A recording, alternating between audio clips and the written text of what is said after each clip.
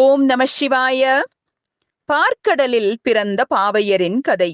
மச்சம், கூர்மம், வராகம், நரசிங்கம், வாமனம், பரசுராமர், ஸ்ரீராமர், பலராமர், கிருஷ்ணர், புத்தர், கலிபுருஷர் என அவதாரங்கள் செய்து பிரசித்தராயும், யோக நிஷ்டாபரரில் சிறந்தவராயும், சம்சாரத்தால் விளையும் துன்பங்களை நாசம் செய்பவராயும், தீயோரை தீர்ப்பவராயும் விளங்கும் ஸ்ரீ மகாவிஷ்ணுவானவர் காமதேவனான மன்மதனால் பலவிதமாக பாதிக்கப்பட்டு பார்க்கடலின் குமாரத்தியாகிய லக்ஷ்மி தேவியை தன் திருமார்பிலேயே தரித்துக் கொண்டிருக்கின்றார் என்று சூத புராணிகர் கூறும்போது, சௌனகாதி முனிவர்கள் குறுக்கிட்டு, மகா ஞானியே, ஸ்ரீ மகாலட்சுமி ஷீராப்திக்கு, அதாவது பார்க்கடலுக்கு எவ்வாறு புத்திரியானாள் என்பதை கூற வேண்டும் என்று கேட்டார்கள்.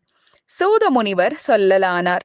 மகரிஷிகளே, பூர்வத்தில் தேவர்களுக்கும் அவுணருக்கும் நேரிட்ட போரில் இரு திறத்தவரிலும் பலர் மடிந்ததால் அவர்கள் சத்தியலோகம் சென்று பிரம்மதேவனைக் கண்டு, யாங்கள் இரவாது நெடுநாள் போர் புரிய கருதினோம். ஆகையால் பார்க்கடலை கடைந்து அமுதளிக்க வேண்டும் என வேண்டினார்கள். பதுமன் திருமாலிடத்தில் கூறி கருதியது முடிப்பிப்பேன் என்று உரைத்து அவர்களுடன் ஷீராப்தியை, அதாவது பார்க்கடலை அடைந்து சேஷ சயனத்தில் சனகநாதியர் பரமயோக நித்திரை புரியும் திருமாலை வணங்கி அவர்கள் விருப்பத்தை அறிவித்தார். விஷ்ணுமூர்த்தி அதற்கு இணங்கியவராய் அவ்வாறே ஆகுக என்று கூறினார். பிறகு மந்திரமலையை மத்தாக நட்டு சந்திரனை அடைத்தூணாக்கி அட்ட நாகங்களுள் ஒன்றாகிய வாசுகி என்னும் சர்ப்பத்தை பாம்பாக பூட்டி தேவர் ஒரு புறமும் அசுரர் மறுபுறமுமாக ஈர்க்கும்படி கட்டளையிட்டு தாம் கூர்ம வடிவேற்று, அதாவது ஆமை வடிவேற்று மந்திரமலையின் அடியையும் முடியையும் முதுகினாலும் கையாலும் பற்றி நின்றார். தேவாசுரர்கள் பல காலம் தொடர்ந்து கடைந்தமையால் கயிறாகிய வாசுகி வருத்தமாற்றாது உடல் பதைத்து நாடி துடிக்க தனது 1000 வாய்களாலும் தனது விஷத்தை சிந்தியது. அவ்விஷம் எங்கும் இருளடையும்படி பரவியது. தேவர் முதலாயினர் பயந்தோடினார்கள். அதை கண்ட விஷ்ணு அமரர்களை காப்பேன் என்று ஆறுதல் கூறி அவர்கள் மேல் செல்லும் ஆலகால விஷத்தை தாம் எதிர் சென்று பார்த்தார். அவ்விஷம் அவர் திருமேனியை கருநிறமாக்கவே அவரும் நிற்பதற்கு அஞ்சி ஓடினார். அப்பொழுது யாவரும் ஒருங்கு சென்று திருக்கைலாயகிரியை அணுகி திருநந்தி தேவரது ஆக்ஞையால் சிவ சந்நிதானத்தினுள் சென்று கருணாநிதியாகிய கண்ணுதல் பெருமானை தரிசித்து கை கட்டி வாய்ப்பொத்தி நின்றார்கள். சிவபெருமான் திருமாலை நோக்கி, ஓ மாதவா, உருவம் வேறுபட்டு தேவர் குழுவுடன் வந்தது யார் என்று அறியாதவர் போல் வினவினார். அதற்கு மகாவிஷ்ணு, பரமபதியே, தங்கள் கட்டளையின்றி பார்க்கடலை கடைய முயன்றதால் அமுது பெறாது விஷம் பெற்றோம்.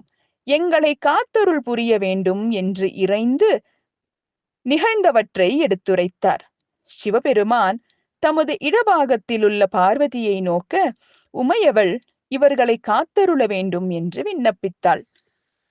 சர்வான்மாக்களின் இடுக்கண்களை அகற்றும் ஜம்புகேஸ்வரர் ஆலகால விஷத்தை வாங்கி திருக்கரத்தில் வைத்துக் கொண்டு, ஓ தேவர்களே, இதை உண்ணவா விட்டுவிடவா என்றார். தேவர்கள், மகாதேவா, திருக்கரத்தில் வரவே இது தன்னுருவம் சிறுத்தது. இதை விட்டால் உலகை அழிக்கும்.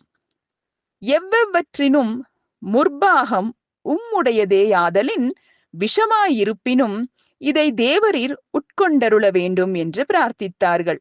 சிவபெருமான் அவ்வாறே சம்மதித்து ஆலகால விஷத்தை திருவமுது செய்கையில் அது கண்டத்தளவு செல்ல அதனை அனைவரும் கண்டு, எங்கள் உயிர்களை காத்ததற்கு சாட்சியாக இவ்விஷத்தை கண்டத்திலேயே தரித்தருளல் வேண்டும் என்று வேண்டினார்கள். சிவபெருமான் அவர்கள் வேண்டுகோளுக்கு இறங்கி அங்கேயே ஒரு நீலமணி போன்று நிறுத்தி மணிகண்டர், நீலகண்டர், சீகண்டர் முதலிய திருநாமங்களை பெற்றார். பிறகு பெருமானருள் பெற்று பார்க்கடலை கடையும் போது அக்கடலில் லக்ஷ்மி தேவி, தன்வந்திரி, சந்திர சூரியர், கல்பகத்தரு, உச்சை சிரவசு, காமதேனு, கவுத்துவம், அமிர்தம் முதலானவை பிறந்தன. இன்றைய கதையில் வரும் சில சொற்களுக்கு விளக்கம் பார்க்கலாம். உச்சை சிரவசு அப்படின்னு ஒரு வார்த்தை பார்த்தோம். அப்படின்னா 7 தலைகளை கொண்ட பறக்கும் சக்தி கொண்ட வெள்ளை குதிரை அப்படின்னு அர்த்தமாம். கௌத்துவம் அப்படின்னா விஷ்ணு பகவான் மார்பில் அணியும் மாணிக்க கல்ல தான் நம்ம கௌஸ்துபம் இல்ல கௌத்துவம் அப்படின்னு சொல்றோம். கல்பகத்தரு அப்படின்னா கற்பக விருட்சம். நமக்கு எல்லாரும் கேள்விப்பட்டிருக்கோம். இந்த கதையில முன்னாடியே வேற பார்த்திருக்கோம் நம்ம. கற்பக விருட்சம், அந்த மரத்துக்கு கீழ நின்னு நம்ம எது கேட்டாலும் நமக்கு கிடைக்கும் அப்படின்னு ஒரு ஐதீகம் உண்டு. ஓம் நம சிவாய.